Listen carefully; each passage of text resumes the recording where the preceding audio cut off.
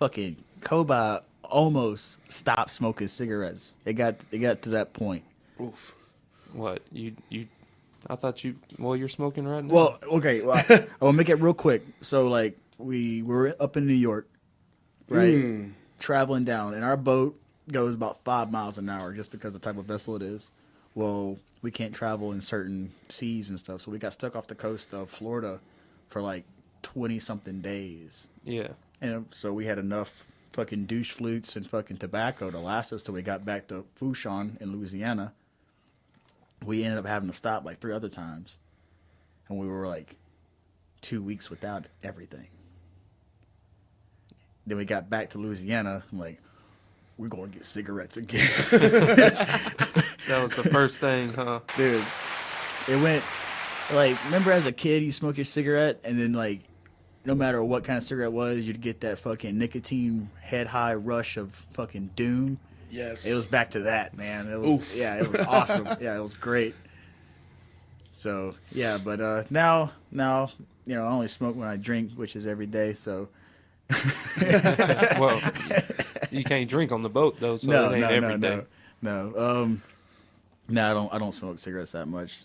Mostly just like a what is it? Like a hand to mouth complex or whatever, having something. No, you know, no homo, but you're throwing. I need a cigarette now. A fixation. From this conversation. Hand to mouth fixation. Sure. And you know, whenever I used to go to counseling for, you know, being, you know, a dipshit that asked me what's my drug of choice, and I always said fucking beer and tobacco because it goes hand in hand to do so. But they're like, well, that's not the reason why you're here. I'm like, no, but you want me to talk about real life problems? These are real life problems, not the reason why I'm here.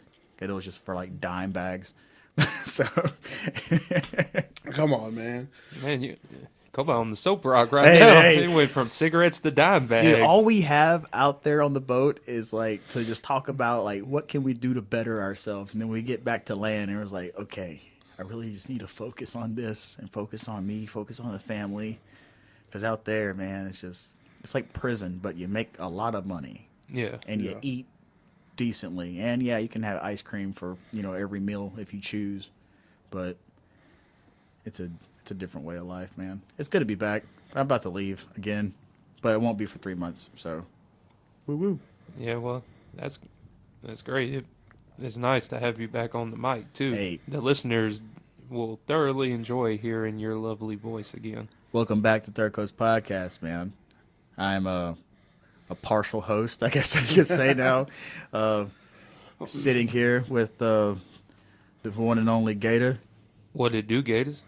And we have a guest today who's from you're from here, right? From the Dale, baby. From the Dale. So another local. Hopefully he's a better human than we are.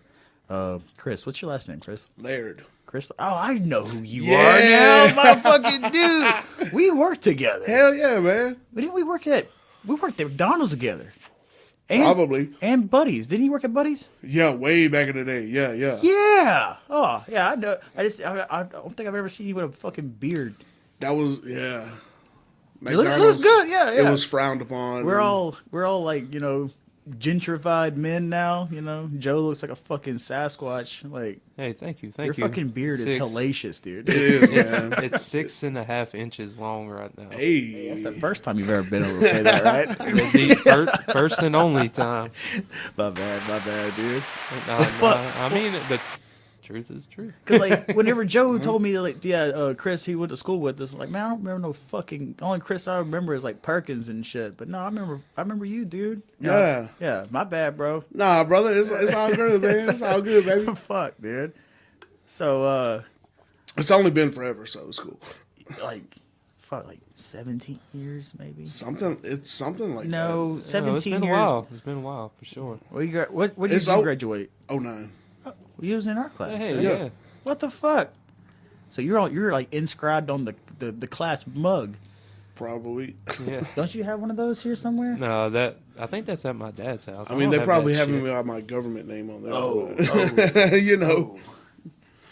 So what's the name you go by nowadays? I go by Kris, like everywhere. I mean, most of the time at work, though, they call me Sheldon, but, you know. Is that your name?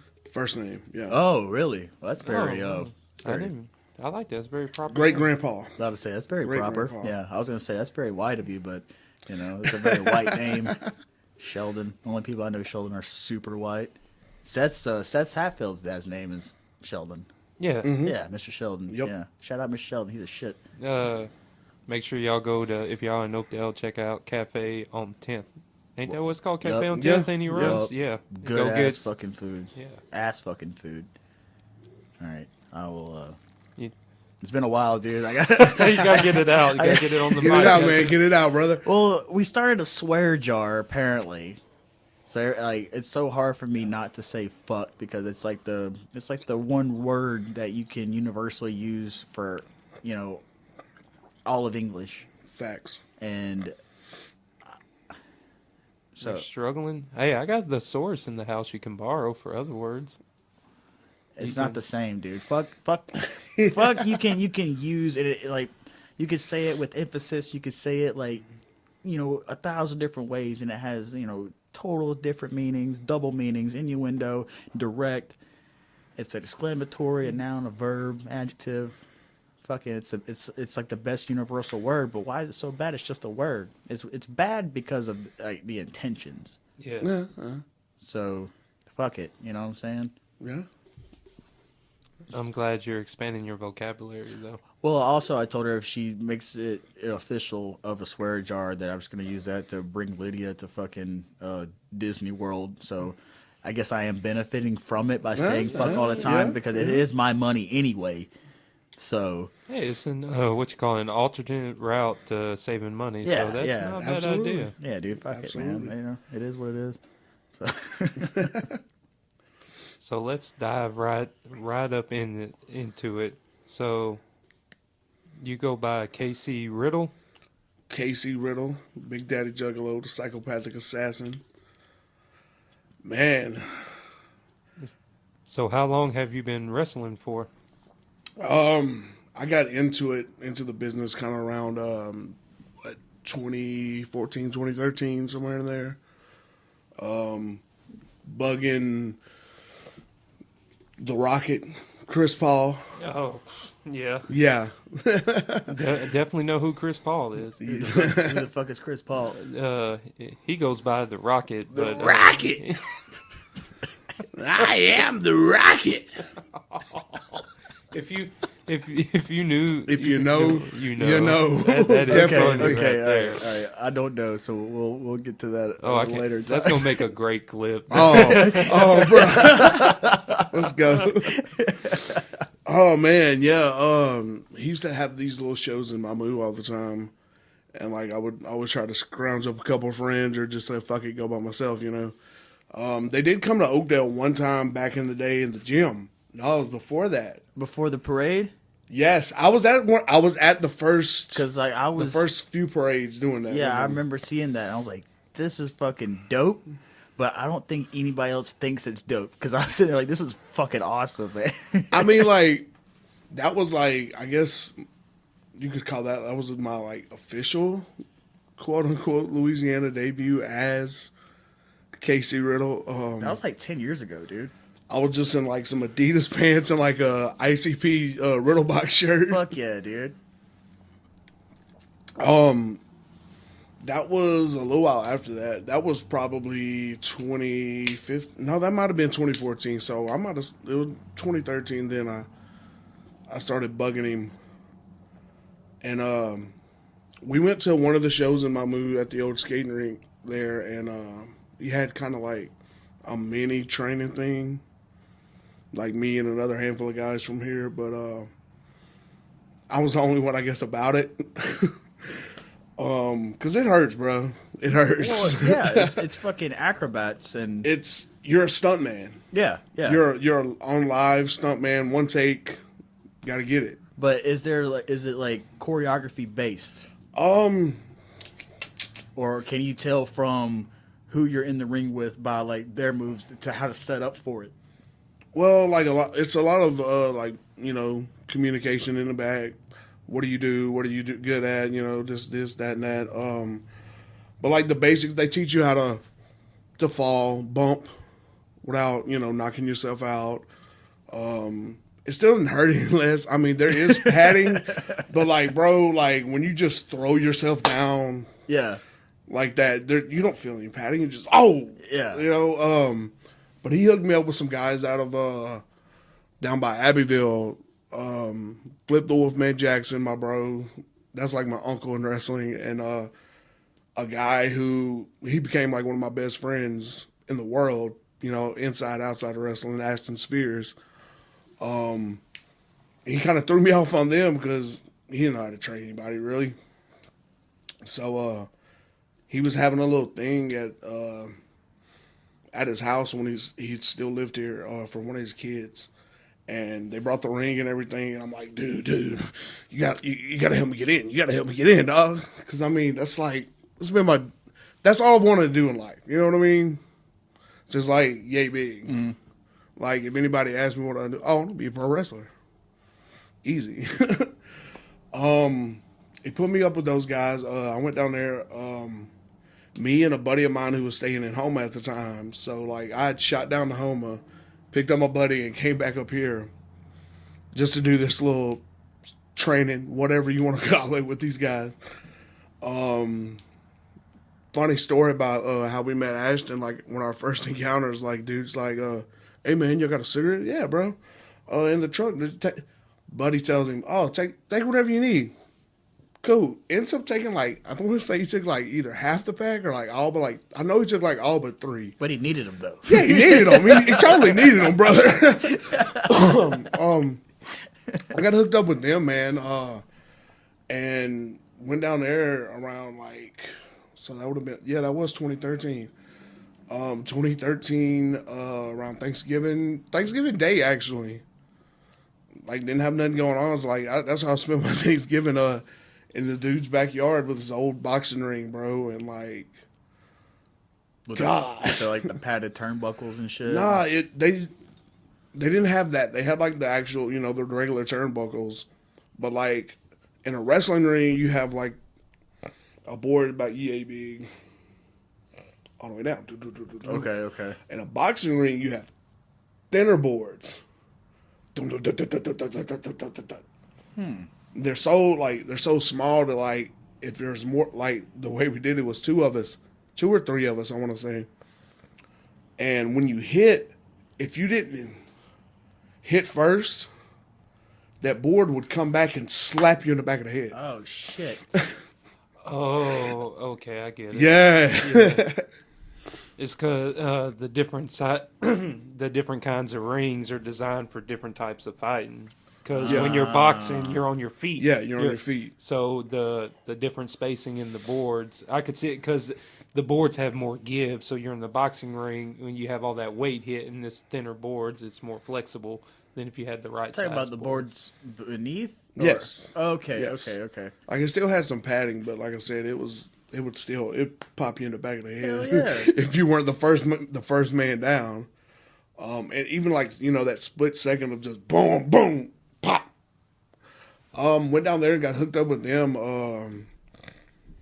And man, it's been a while. It's been a trip ever since, bro. Like, ended up getting with Ashton, and ended up just tagging along, training, going to Mississippi every weekend. Up kinda in the middle-ish, McGee, Mississippi. Probably never heard of it. I never heard of it. They had a company there running every weekend, bro. So we took advantage of it, and, like, we got to do that every weekend. And then eventually, because of his connections, we would go there on Saturday and Sunday. We would come back, and we would go to Lafayette to, I'm going to throw a name, I don't know if you guys remember or not. Some of the viewers may, from back in the day in WWE, ECW, was Jazz. Yeah. The baddest bitch. Yeah. Jazz. It was her and Rodney Mack. It was her husband when they lived in Lafayette. And they had a ring in their yard, and we would just go work out, you know.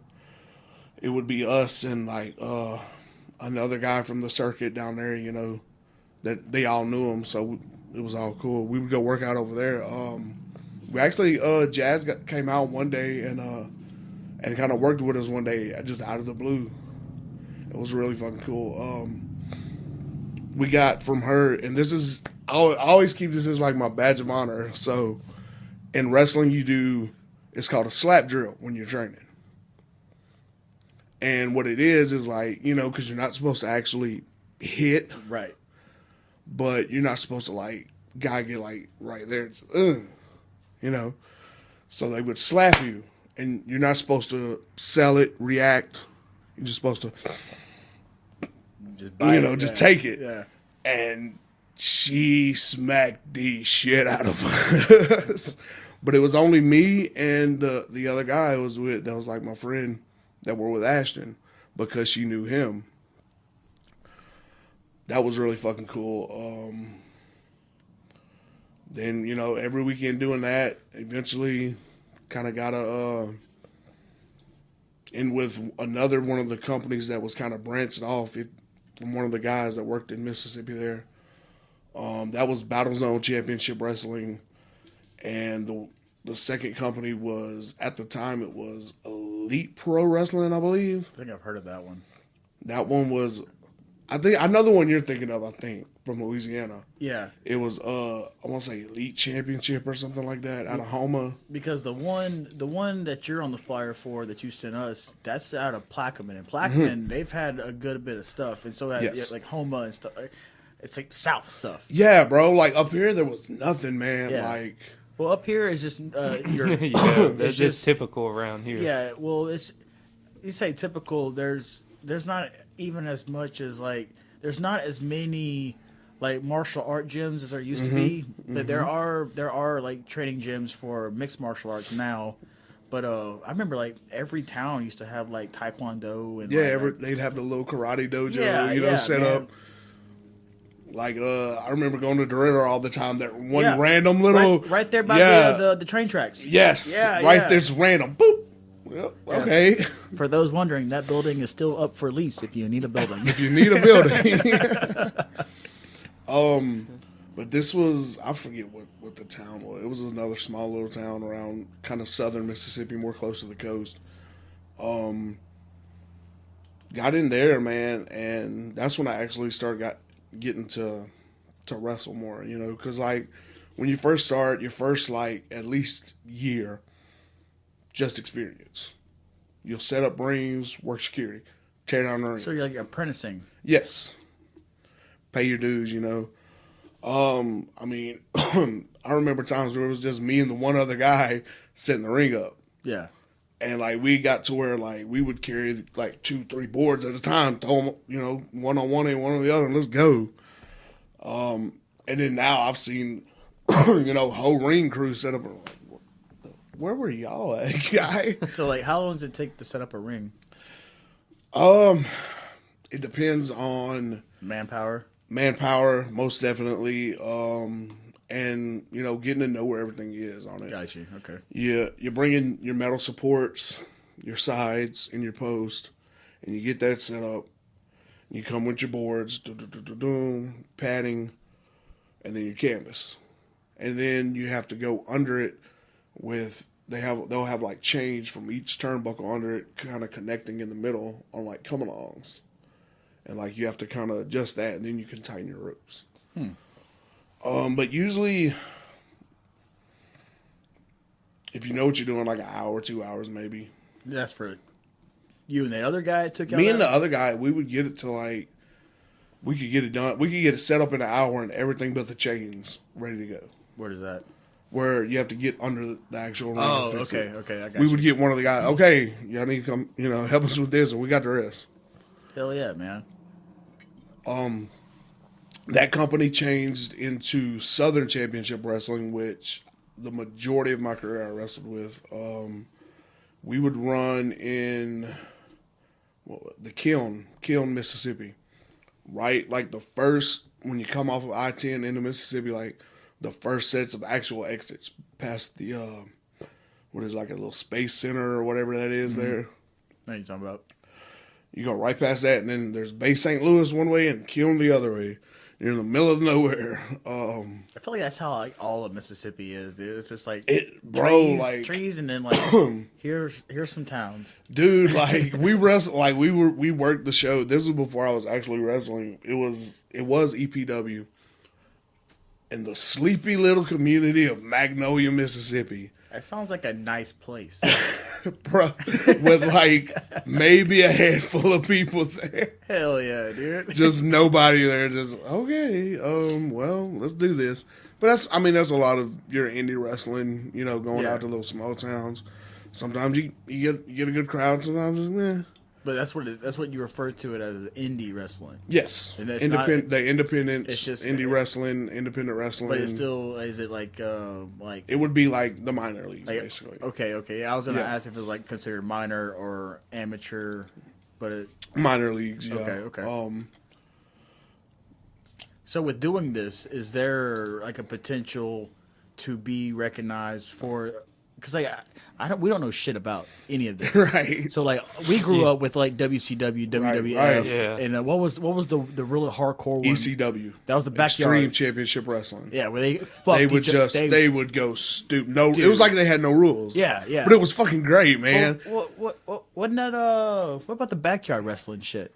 Remember that? I remember. Yeah, that was that. Like I was some growing outlaw up shit. That was real outlaw shit. Yeah. There's some guys that came out of that I've met over the years, and even though it's like kind of the same, but it's not. Like those would be like those are frowned. You know, the backyard thing was frowned upon. Yeah, man, because it's not like really regulated, right? Because you don't get trained. You just go and do what you see on TV. You know, you do what you do at home with your brothers, cousins, friends, whatever. Yeah, you know what I mean. I say that like we didn't wrestle on the ground in our front yards in town. You know, like I remember one of my friends. He had him in like an armbar or something. And like he did the. You know, he picks him up to get. I don't know if he separated his. I think he separated his elbow, but like he fucked him. He fucked his brother up. He picks him up and, oh shit! Because like with like it's there is like technique and finesse and like an acrobatic format to it. You know, you have to, like you said, know how to fall, know how to, like take this. You know, if this guy does this maneuver on you. You got to know how to take it, and he needs to know how to do it. Basically, the best example I can give of that, Undertaker doing the tombstone. Okay, yeah. He knows how to do it without dropping you on your head. And breaking his fucking neck. And breaking your exactly. Yeah. Now, the chance is still there. It could happen, you know, his grip slips or something, and, you know, shit happens. You got one take, but, yeah. You know, after repetition, you kind of learn how to do those things and that's what it is. You're learning how to stunt fight, basically. Right. You know, it's like I've heard people say, you know, it's harder than actual fighting because actual fighting you go and hit that motherfucker. But it's in wrestling it's like you're pulling your punch almost. And that's hard. You're either like a lot of guys I've seen, they'll do like a forearm and they'll catch you right here. Yeah, and that's or they'll like kind of pop you right here, you know, right here in the neck. Or some guys, it'll look like they knock you out and they never touch you. I'd be so fucking scared. That's fucking beautiful, bro. Like, there's some guys in Mississippi, man. Like they can do like those moves and they'll just barely pop. So like with like the throwing the punch, like the punch stomp, that's for like effect. That's effect, effect, emphasis. Yeah, you know, thigh slap. I know you think about it a million times. You've seen Shawn Michaels throw that kick. Yeah, thigh slap. Dude, I want to say what's on my mind. I just started following Diamond Dallas Page on TikTok, and it's awesome. Fuck yes, it is awesome as shit. Dude. That dude is low key wrestling Jesus. I'm just saying. Hey, no, that was. He has saved, and not just wrestling. He saved other people's lives just with his workout routines and stuff. Man, like what's the guy? He was I want to say he was a paratrooper, and he couldn't walk. No shit. And like by the end of it, like, and that's like one of the videos they show over time, you know, like doing the system work, he can run. That's awesome. He just took off. Well, see, like the video that got me to like follow him, he was working with Butterbean because Butterbean's in some rough shape. Yes, you know? He was. And it's he's just working with them as like a physical therapy type stuff, and it's awesome to see these guys with like the godfathers we grew up with, because like I remember like buying the stuff in like early 2000s, like pay-per-view WWF Raw. Like you had to, it was like $70, and so you'd get the whole fucking family, all the cousins, and we'd sit here and watch this shit. And Hell yeah. That was. Do y'all remember the shirts that used to have the electronic button that would light up the WWF and shit? Did y'all ever see those? No. I had a couple of those. Yeah. I think They had a button down here at the bottom, and it would light up. It would have I don't know. I was a big fan of Sting back in the day. Hell yeah, that all-time favorite. I was a big fan of Kane just because he looked metal as fuck. Like, and of course, like Undertaker. But I think one of my favorites was fucking Rey Mysterio, because he was a performer. Absolutely. He was an acrobatic like anomaly, because like he was just, everything he did was just clean and like fast and pristine and stuff. And I'm like, it looked, it puts on the show. It puts on like the illusion. I'm like, because like, what did we hear from everybody else who didn't watch wrestling? Oh, it's fake. Yeah, no shit, it's fucking fake. But it is a performance. It is an acrobatic acting performance, and that's why people love it, because, yeah, anything can happen. Right. Anybody can get fucked up, and we saw Mankind get fucked up. Yeah, legit, bro. For years. Years. And look at Hulk Hogan. He's stunted his height from simplest fucking move in the world. Jumping, landing on his fucking tailbone, stunted his fucking height, dude. Over so many years of doing it and shit. Like, it takes a toll on you physically. So like, with the like you said, like the practice and you have to learn how to literally roll with the punches in order to save some of yourself. You're gonna get hurt. Oh, absolutely. You chose this. Absolutely. I mean, it's a little something wrong with us. You know what I mean? We like to dress in spandex and tight clothes and play with other men. But hey. I mean, it's the same as football, right? Hey, there it is. There it is. So I got a good question for you. What's some of your favorite moves to do inside of the ring? Some of mine, oh man, I mean, I don't do anything too complicated. Like, I do big man shit, Put a motherfucker in the corner, run from one to the other, and just slam into him. Seems fucking terrifying. But you're matched up with like whatever size. Yeah, whoever the promoter deems fit for you to, to work with or whatever. Who decides who wins? Well, like back in the day, they would have been called like the booker. And this is the guy who sits down. He puts the matches together. He puts the storylines together. Okay. And he matches people up. Like, okay, I wrestled a small guy. My last match I wrestled. Okay. In Plaquemine, small guy. But it's simple, You do the whole David and Goliath story. Mm-hmm. I've wrestled big guys. Y'all do monologues? Like the promos and stuff. No, let's for our listeners and for our knowledge and stuff. So when you watch it on television and stuff, there's the talk, the banter, the shit talk and stuff. Oh, absolutely. You do that during the whole time during the match. Get the crowd into it. Right. I got a good story with that. Okay. If you remember from early 2000, mid 2000s, a guy named Heidenreich from WWE. He tag teamed with Road Warrior Animal for a while. Okay. Yeah, I know you're talking about the now. guy. He come out like he would have red trunks, the red MMA-ish gloves. Oh yeah. He did the thing where like he had Michael Cole pinned up against the wall, reading the poem to him, like real creepy. He did an angle with the Undertaker with the casket match where he was afraid of the casket. But I got to work with him in Battlezone in a tag match. That's fucking cool. That's cool. Yeah, that's cool. And I got him in the corner. It was a street fight. I have him on the outside, and I have a hockey stick or something. And I'm gonna finish what the Undertaker started. Come on. I'd be like, oh fuck! But check this out though, brother That's cool as is shit. brother is cool as fucking ice if he likes you. But like he played football back in the day, so he's got the CTE shit. That's real, by the way, folks. I imagine. And he's kind of thrown off, but God, we love him, man, and like he was cool as shit. But I get left alone with this guy in the fucking ring. My buddy goes backstage. He's got a fucking piss. I don't know he leaves. I'm out there. I'm gonna fucking finish what the Undertaker started. You piece of shit. And he's like, yeah, kid, yeah. You know, talking just to me. I'm like, oh, fuck me. I'm doing great. Motherfucker.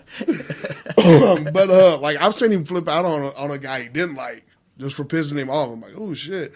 I'm glad he likes us. Hell yeah. Where was that at? That was in Riley, Mississippi. If you've ever watched Robin Big, Yeah. remember the episode where he goes back to where Big's from and they go to the rodeo? Oh, yeah. Now, the building that was in is behind the building we were wrestling in. Oh, so the convention center is still like it's all attached. Yes. Okay, It's two buildings. There's like a livestock rodeo area, and then in front of it there's like actual like inside, event center or whatever. That's cool. That's really cool. We did that there with Battle Zone Championship Wrestling. I forget what year that was, but that was fun. How do you go about getting started doing this? Brother, I found somebody who I knew, secondhand, offhand, whatever, that was in it. So I just started bugging him. The right, correct way, you would go and you would find a school, go pay your money, get trained, and then work your way in that way. Got you. Okay. But see, back then they didn't have all these. Like, they have more schools in Louisiana now than they did then. Like, now there's one in Alexandria Pineville that's UWE or something like that. There's one in Crowley that that APW kind of partners with it. I want to say it's LWA or LAW, something like that. The APW, that's the one upcoming in Plaquemine, right? Yes. Okay. Action Pack Wrestling. And there's a couple of those, but there's like. There's older APWs that go under. It's not action. It's like something. It's something else. I think. I looked it up, but APW is like a Louisiana based, like the action packed one. Yeah, that one was Louisiana based. There's one I did wrestle for out of Pensacola, Florida. Okay. I want to say it's All Pro Wrestling, maybe. I think that's what I'm is talking that about. one? I wrestled there a couple times. Was tag team champions there. Is that you become a tag team champion, and that's done through the booker? Is that like you were saying? Is that from like popularity or popularity stories? Because like, how does it make you not look like an asshole for being a winner? Whenever it's all That's the point. choreographed. That's the point. Oh, okay. I can go out there and cheat. No. Champion. I'm not a cheater. What are you talking? I'm a champion. But how do you cheat? By paying someone off? By No, favoritism? is it favoritism based or is it? well, there's a lot of that is a thing. You have the backstage politics and all that. One guy, he'll go and he'll get real close to the promoter. Hey man, it would be good, brother. She put me over. You put the belt on me. I could. And y'all get paid for this. Yeah.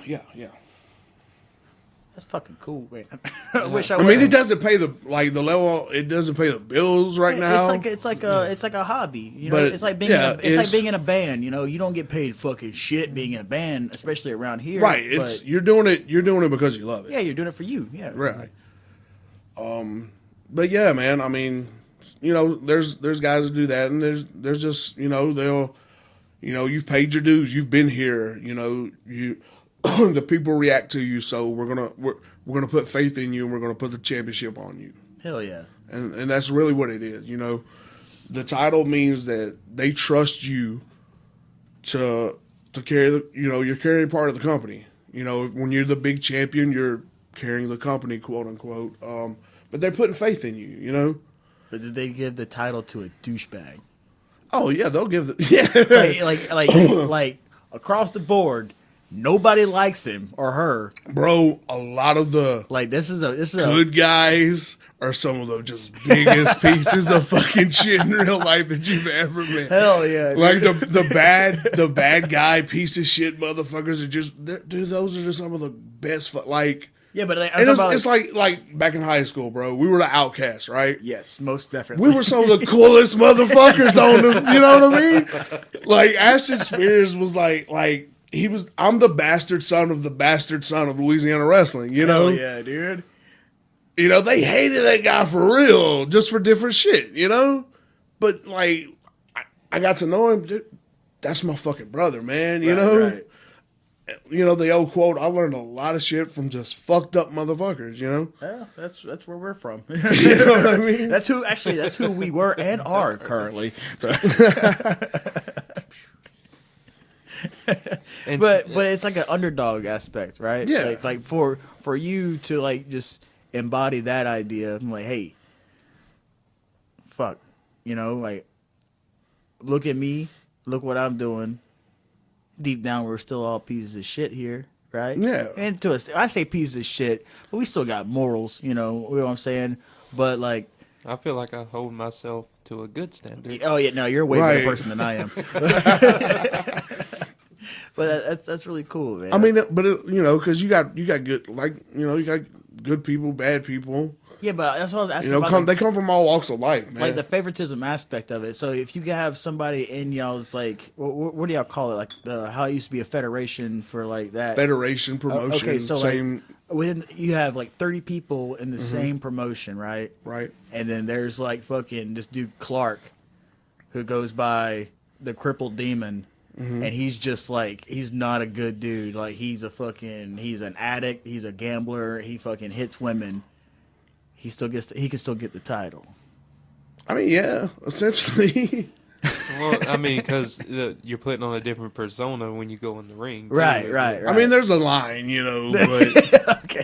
it's like, okay. I was like, can just anybody get the title? Like, Well, I mean, 85%. most of the time, if they've put the title on you, you've put in some kind of work, some Right. way. You've and been it's recognized. You've been with that company for so long that they know, okay, he's all right. Is you know? that like where the building the ring and learning how to set up Right. comes in effect too with inside the company? Right. You know, that's especially early on, you know, setting up the rings, tearing down the rings, working security, helping clean up after shows, you know. I mean, and there are guys who still do that, you know, that are top dogs. Like Ricky Morton and Robert Gibson, Rock and Roll Express, right? From back in the day. Ricky and Robert were still helping put out chairs when they came down here for a couple shows. They don't have to.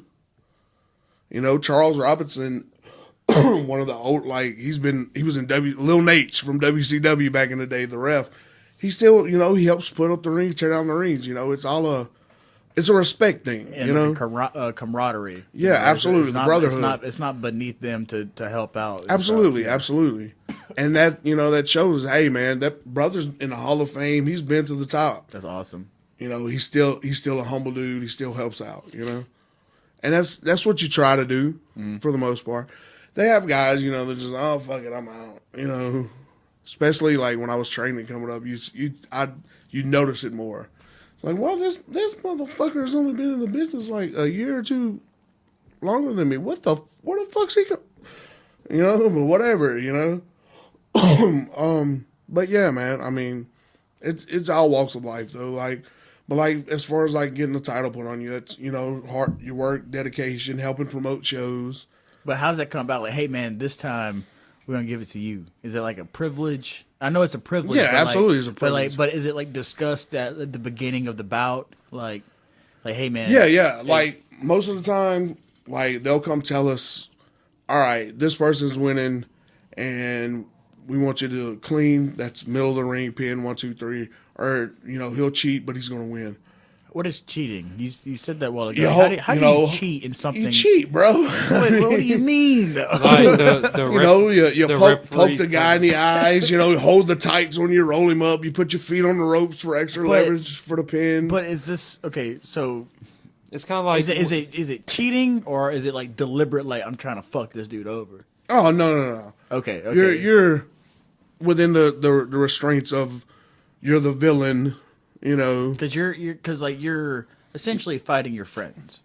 yeah, for the most part. Now they do have the times where like shit gets real. You know what I'm And saying? it's not people's feelings get hurt. You know yeah, what I'm saying? people's feelings get exactly, bro. It happens. It's called a shoot then. Okay. And that's when it's real, bro. And like they'll go out there, like may have an outside problem, and sometimes they go it makes it to the ring. Sometimes it doesn't, Sometimes they're man enough to be like, hey, dude, like what the fuck, outside and like talk or fight or what the fuck ever. Sometimes it's, hey, bitch, remember. All right, because you said you guys aren't.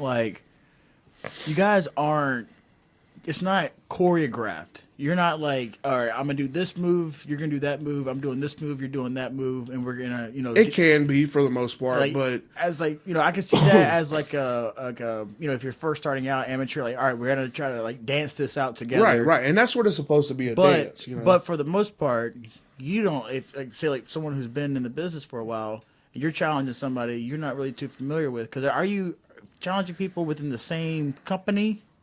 Or is there people from other companies coming to y'all? I mean, some companies share a lot of the same guys. Some guys don't. Some guys won't go here, but they'll go here. I mean, it just depends. Like, who's showing up, who they've got booked for the card, or et cetera. So when it comes to the shoot, like you said, a shoot, that's like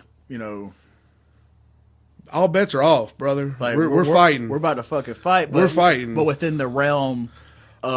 Sometimes it'll be within the realm. It'll just be a little stiff, as they call it. Like, guy may catch me. He may catch you with like one or two. Like, all right, motherfucker. But I mean, it just depends on the guy and the severity of whatever the situation is. And some guys are totally professional. Some guys it doesn't get to that point. Right. There's like no ego in it. Oh, there's ego, brother. There's ego, brother.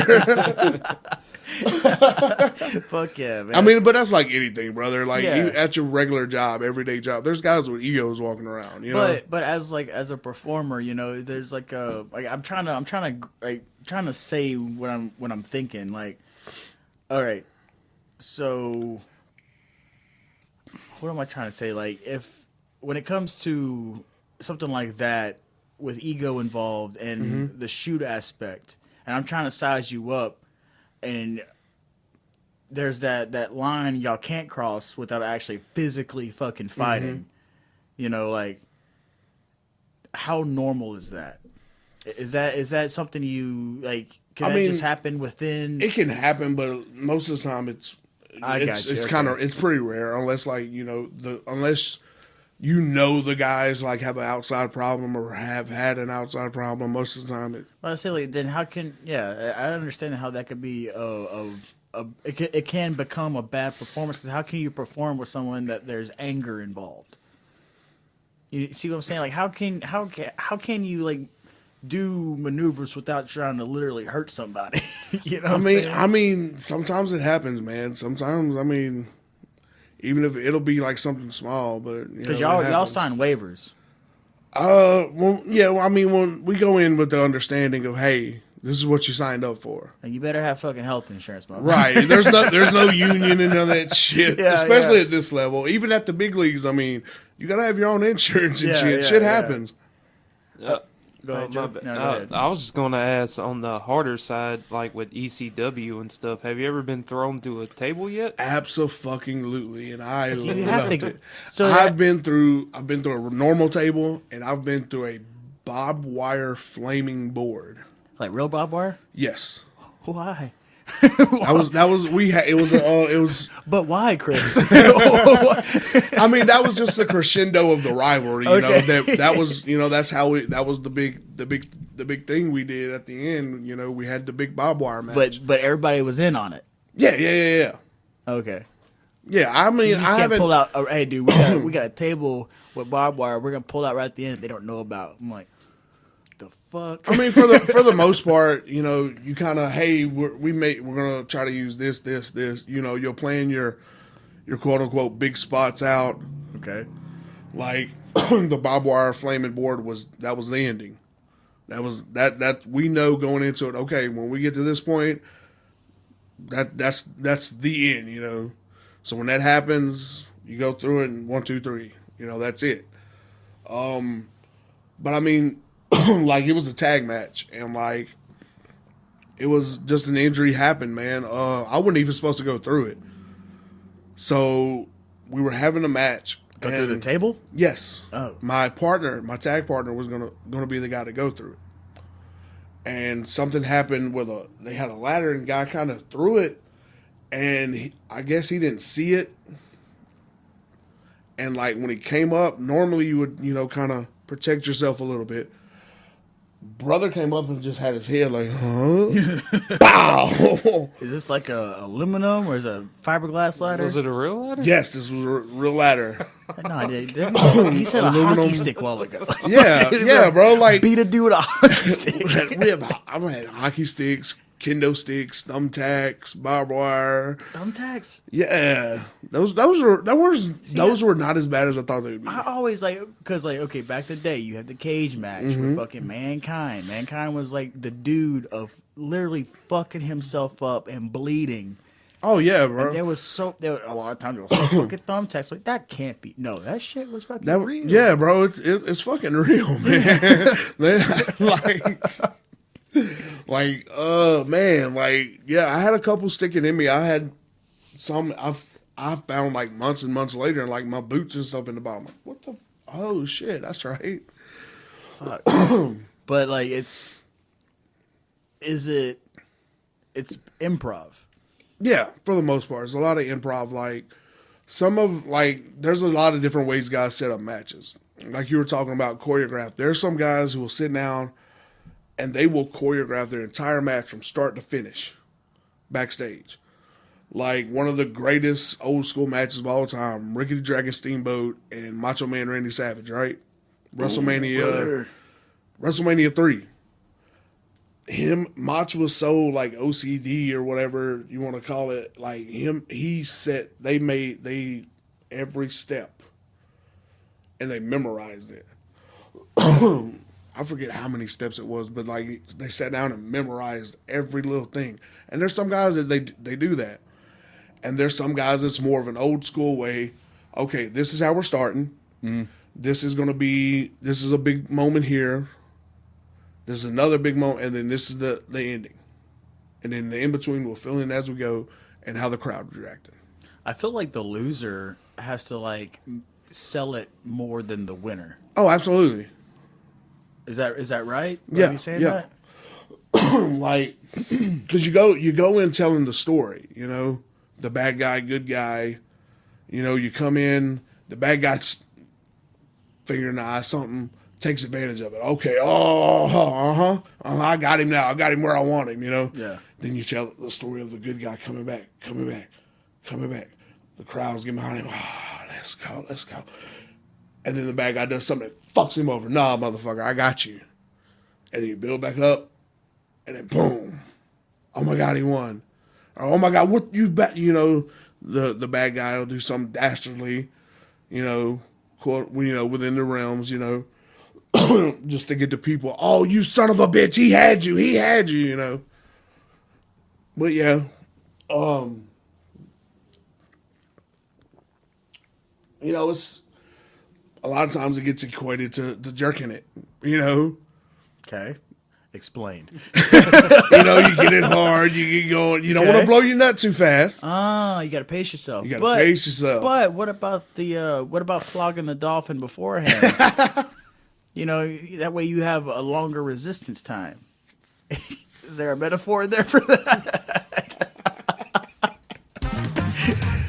And we're back. And make sure to check out Third Coast Podcast on 5000ws.thirdcoastpodcast.com on all major streaming platforms, Instagram, Facebook, TikTok.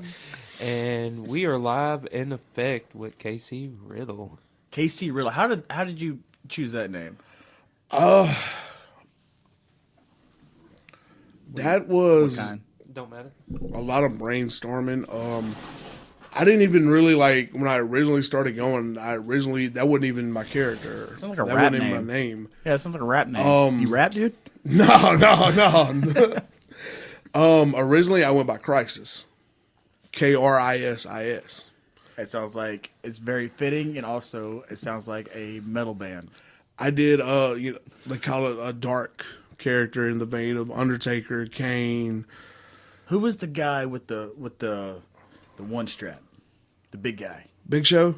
That Or big, Andre the Giant originally before him. Andre was the original, but no, I'm Yes, talking about and the then Big Big Show. Show, He was yeah. just the biggest fucking big guys were Kane, Undertaker, the Big Show growing up. And Growing then, up back in the 90s, yeah.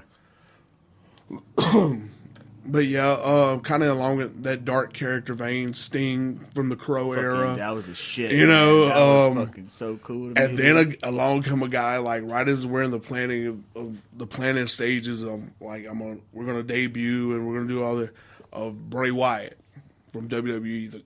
He had this original character of, remember back in the day the movie Cape Fear, right? Yeah. The guy Robert De Niro played. Mm-hmm. It was kind of like that. Now they tried to do that before with a guy called Waylon Mercy, but it didn't really pick up. But Bray, the guy Wyndham Rotunda, who's gone on now, he played this cult leader, man, and it just was so fucking cool, you know, like he had these two guys with him, one with the sheep mask and everything, and he'd get the crowd to sing "He's Got the Whole World." And you know what I'm saying? Like, it was fucking great, bro. And like, you know, I stole some of that shit, but like for the most part, the Crisis character. Hey, Jake the Snake Roberts had one of my favorite fucking quotes when it comes to stealing stuff from a smart man knows they're still good shit. You know? I mean, if it works, it works. You know, Right. Yeah. But originally it was in the vein of Undertaker, Kane. Big, scary, spooky. I had the trench coat. I would wear these black and white trip pants, fucking singlet. We would paint our face up and shit. I did that for years and years till about 2019 ish. How many years have you been doing this? It's been about 10 years now. No shit. 10 or 11 years. No, 11 years I want to say it'll be this year. So what attire do you sport now? As KC Riddle, man, I mean, I got a bunch of different stuff, but like when I really found the essence, I guess, the spirit, the base of the foundation of what I built KC Riddle off of. The character. Yeah, the character. I was still doing the Crisis thing, but it was just going by the name. Originally in Southern Championship Wrestling, they had a faction. It was called the Mississippi Mafia. Okay. Now, what the fuck would the Undertaker look like just being in like this mafia? You know what I'm saying? Mm. Now, the dark, evil. Maybe a full black suit. Right. So I'm like, man, what? And it was a guy that he was signed with ICP's record label, Psychopathic Records. I want to say his name was Code 187 or something like that. But one of his monikers was Psychopathic Assassin. I'm like, I can take that and I can do something with that. So I just started playing more crazy then. Mm-hmm. Well, in Battle Zone Championship Wrestling, they had another group. They started, and I love the fucking name, but everybody's fucking, I don't know, I wouldn't call it stealing, but using it, everybody's having the same idea. It was GFY. And it meant exactly what you think it means. GFY, go fuck yourself. Go fuck yourself. Okay. Yeah. So, the guy comes up with this group, and he recruits my buddy Ashton into it. And my buddy, God bless him, brother. He's been a brother, man. Like every time we go somewhere, he's like, "Hey, man, can my boy come? Can my boy come?" Like even he just manages me. Let my dog come, So they got me in, and I still wear it now. It was some the black and white camo cargo pants. Hell yeah. And then we had the team shirt. And that's and my boots. That's basically what I wear. You know, that and some pads now. You know, elbow pads, knee pads, but that's about it. But the KC Riddle thing, man, I stole a lot of stuff from the ICP thing. You know, I'm a juggalo. Ain't nothing wrong with that. You know, that's my people. It is on my bucket list to go to the festival. To the fucking gathering, yes. Dude, the gathering. Hold up, the gathering? Dude, The gathering you don't know about the gathering, The dude? gathering of the fucking juggalos, Dude, bro. it happens Okay. once a year. It's once a year in it's in Ohio? Ohio now. Ohio, Yes. yeah. It used to be in like the middle of nowhere in like Michigan, Illinois, not Michigan. Excuse me. It was in Cave and Rock, Illinois, forever. Then they moved it to Thornville, Ohio. But it's this big, huge fucking festival. It's like a week long. And you know how like there's like the type of love you get, the vibe you get from from Fête du Void here. Yeah.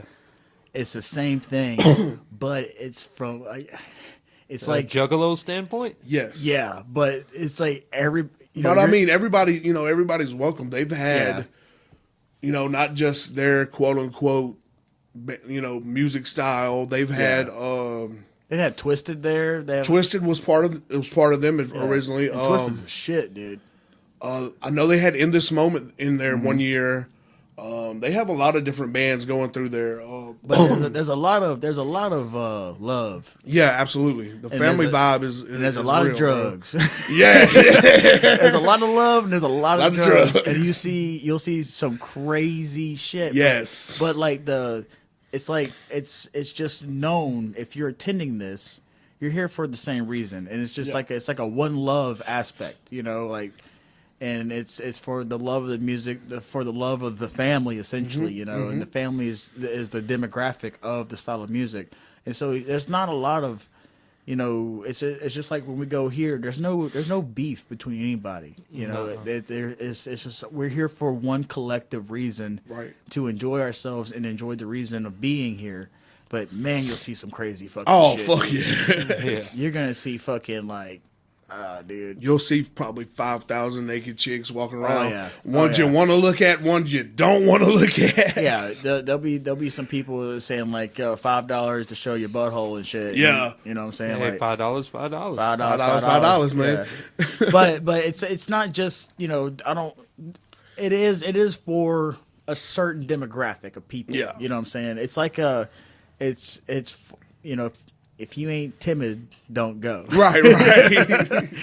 Like if you want to party and experience something wild and crazy, it's incredible. Absolutely. Apparently, it's incredible. Everything I've seen, read, watched, whatever, brother, it's always the same, you know. But it's crazy and the same, but it's fucking awesome. Man. It is a family. Absolutely. It's a family. Well, I hate to be the damper on the parade, but we gotta close this down soon. Really? Yeah. I feel like we just got started. Yeah, Right? we rolling. You know, thanks to Spotify taking over Anchor and the platforms, you can't go over an hour and 15. So I want to ask KC Riddle, can you give us a little insight to your upcoming event? Battle on the Bayou too, man. We're going back kind of to where we kind of restarted, you know. A Plaquemine of all places. Nah, brother, we're going further. Plaquemine it's we have a building in Plaquemine we run, but this is going to be out on Bayou Pigeon, and that's I forget, it's a little further down, but it is out down on the Bayou, bro. Like, Pierre Part is not that far away. Really? Like, you're in swamp people territory down here, man. Is that by where's that close to? By La Rose? No, not that quite that far.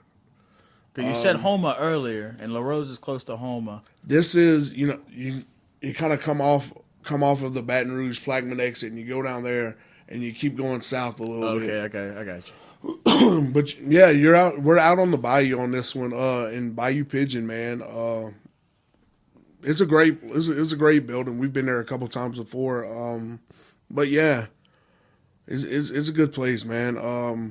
Kind of out of the way a little bit, but it has that whole Louisiana vibe to it, man. You know, I love it. Absolutely, man. Ooh, excuse me. You be tag team wrestling down there? In APW, I've been on. This is kind of my singles run. Like we went in as a group as Bulletproof. Myself and Ashton Spears. We were kind of just doing the singles thing. And my boy, he retired. You know, he decided it was time to hang him up. So it's just me left. Oh shit! About Ashton retired? Yes. Oh, okay. So you're the only member of Bulletproof left? It was originally 3 of us. Hannibal Jackson, God rest his soul, Ashton Spears, and myself. And I'm the only one still trucking, but I'm still in it, man. It may be time to take the mantle off because you know these people, these fans, you know. I'm kind of tired of pleasing them, you know. You know. I'm getting tired of doing the right thing, man. Is there a grand rival? Right now, I mean, I gotta call him out. He is the champ. He's the big man. Trucker Jones, man. Fucking Trucker Jones. We had a match on Bayou Pigeon before the last time we were down there, and we didn't get a finish. We got separated. We got after. We had a brawl, man, and the referee tried to kind of break us up, and we just kind of flicked him off, you know, pushed him back. Like, hey, man, let us Third Coast is coming for you, Trucker Jones. That's right. Yeah. Hey, man, I'm coming for that title one way or another, brother. Fuck yeah, dude. All right. Out of all the greats, who do you look up to the most, or who is your favorite? Out of all-time favorite, all time has been Sting. No shit. From very little Hell kid yeah, surfer dude. Sting with the blonde hair, you know, to the Crow with the black and white, to the Wolfpack, Wolfpack. you know, that's dope. as fuck, Joker dude. Sting, all points in between, man. That's yeah. always been my guy. I got it, dude. That's what I'm Undertaker, doing of tonight. course. I'm watching. I'm going back and watching like '90s and early 2000s Hell fucking yes. wrestling tonight. Dude, I swear to God. Undertaker, another favorite as I got older, Bray Wyatt, even though he's gone on. Incredible character, man. I mean, like, really, he was doing some wild stuff, like some real creative stuff there toward the end, but him, Raven from old school ECW, if you remember him. I remember him. He was another unique cat I kind of liked. It's just he was different, you know. He wasn't quite dark, but he was just different. He wasn't a clean cut, straight up bad guy. He was different, man. You know, he was grunge in the era of like rock and roll, you know. Who were the brothers that were super grunge? The Hardy Boys, Hardy back in the Boys, day? yeah. Matt and Jeff. Yeah, Yeah. I love those. I love those yeah. guys, man. Everybody loves Jeff though. Jeff Yeah. was the daredevil jumping off of shit and everything, man. But they were part of the because like I kind of how I looked at it. I looked at them in groups, and they were part of like the good look. They had their shirts off, Yeah, because they yeah, were like ripped yeah. as fuck. You know what I'm saying? Like that's the pretty boys. You know what I'm saying? Yeah. Hey, shout out to Mick Foley for being the fat guy in the sweatpants, Hey, man. Mick Foley Hey, is a my bro. fucking legend, dude. Absolutely, fucking man. legend. He was like between him because everybody you could. Because like Hulk Hogan was like the Wolverine Right. of like He the was Federation. He was Superman, bro. Yeah, definitely. Like he was Superman. He was the guy. But Mick Foley was the different one. yes, You can Yes. say that across the fucking board. Come on, man. right. You can't get past that shit. It's man. fucking Mick Foley, man. Whether Mankind, Dude Love, Cactus Jack. Yeah. I like Do Love was Yeah. my favorite one. I want to do a shout out to Booker T. Hey, shout out fucking Booker T, Dude, man. Booker T was legit, dude. Like, absolutely. I was about to say, like, y'all you're bringing up like favorite wrestlers and stuff. Booker T and Goldberg were my favorites. Yeah. Could you imagine getting speared by Goldberg? Bro. no, my back hurts by fucking thinking about it, dude. Because that's a thick motherfucker, dude. Bro was like legit getting football tackling people, man. No, I was on the Stone Cold train. Absolutely. Hell yeah, man. Because he was like the outlaw. You know, Hell yeah. one of the outlaws. You know, I do. But like I said, like Sting, Kane, Undertaker, and fucking Rey Mysterio, dude. Like Yeah, yeah. that was a performer. Everybody was fantastic. Fucking Diamond Dallas, DDP, man. dude. DD fucking. that was dude. that was one of my favorites as a Yeah. kid too. I wasn't a fan of the Triple X boys or nothing like that. Not- Triple H. not Triple the H. sub- Yeah. How did, whoa. You It's you want a because- ZX guy? hold on. You wanna- It's because he was one of the shirtless guys. Yeah. Okay. Okay. He was one of the okay. shirtless, and I didn't like the shirtless guys just because I would never look like them in my entire life. Hey, we got 10 minutes left. Okay. Let's tackle some words of wisdom, and we won't have to end it because that's just how the time restriction works. KC Riddle, would you like to give us some words of wisdom for the listeners and your fans out there? Oh man. Oh, you got me on the spot, bro. I mean, I'm not usually that guy. It can be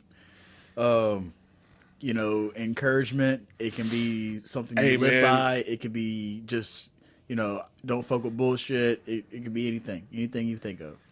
I mean, I'm a simple dude, me. Whatever you're going through, bro, keep going. Don't give up. Hell yeah.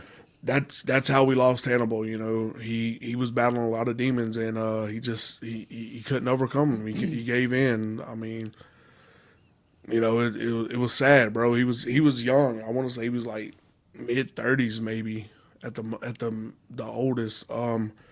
But yeah, man. I mean, there's somebody.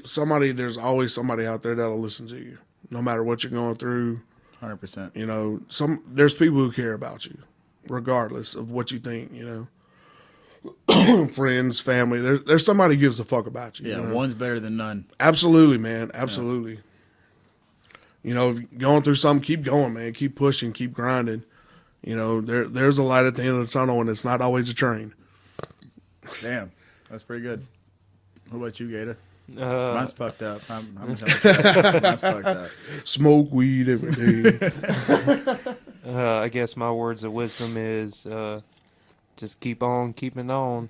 Sometimes that you might think that your art that you're making, yeah, you've been doing it for a while. Yeah, you ain't making no money. Yeah, the haters are all out there. Yeah, you might be getting 1 or 2 views, but in art and the passion is a lot of stuff people lose, and a lot of people go to work, and that's it. My words of wisdom is work is one thing, but grind in your passion too, because hey, you only got one life, and if you really truly believe in something, you'll make that shit possible. Hell yeah, man. Any given chance you got an opportunity. I mean, look at me. I was just a kid from Oakdale, bro. Hey, me too. You know what I'm saying? Chasing the dream, baby. Chasing the dream. That's what we're doing, man. I'm gonna say 2 things. Don't change it now. You better keep going where you were. Yeah. I'm gonna say 2 things, man. First, I'm gonna give the words. Don't really like stress about yesterday because there's always tomorrow, Absolutely. and that's where a lot of people fuck up. The shit's already happened. You can't fucking change it. The only thing you can do is do better and focus. And second of all, if we can go back in time, I'm gonna do coke with Macho Man Randy Savage. Dig it, brother. Because that seems like a hell of a fucking night or a week. I don't know. We're just gonna do a full bender, dude. Kobi, you left another line on the table there, brother. You need to get that. Yeah. That's fucking perfect. good. Dude. That's fucking perfect, dude. Well, thank you so much. We're gonna do this again. Hell Yes. yeah, man. Whenever, bro. Let me know. This ran by too fucking quick, man. We're gonna definitely have to come back to this. And This has circle been back. a solid run Oh, yeah. too. Oh, Like yeah. we got to we're running out of time. Yeah, we should have did an extended 2-part. That's what we should have fucking did. There's always time though. But Kris, brother, Hey, man. KC Riddler, is that it? KC Riddle. KC Riddle. And could you give us your upcoming event one more time? Action Packed Wrestling and Rumble on the Bayou 2, man. March 29th. Bayou Pigeon, Louisiana. You can find that on Facebook, Instagram, Twitter, what? I know they are on Facebook and Instagram. KC Riddle on Facebook. I'm always sharing the flyers and stuff. I'm on TikTok, same deal. What's your TikTok handle? 'Cause I'm gonna follow you, dude. KC Riddle _MPCW. KC _ what is it? MPCW. MPCW. Yeah, I'm gonna send you some fucked up shit, dude. Fuck yeah. Fuck yeah, dude. Thank you for coming through. Absolutely, man. Bro. Oh, are we done? Oh, we're about to finish. We got in. Right? Oh, okay. Well, look, Hey, shout out MPCW. for Third Coast Podcast. I'm Joe. What it do, Gators? Sitting here with Kobi, co-host, I'm glad to be back. and KC Riddle, Whoop whoop. and we are out. Tell your mama I miss her. Hey, tell you baby mama, I'll see you later. Ooh, I love it. I love it.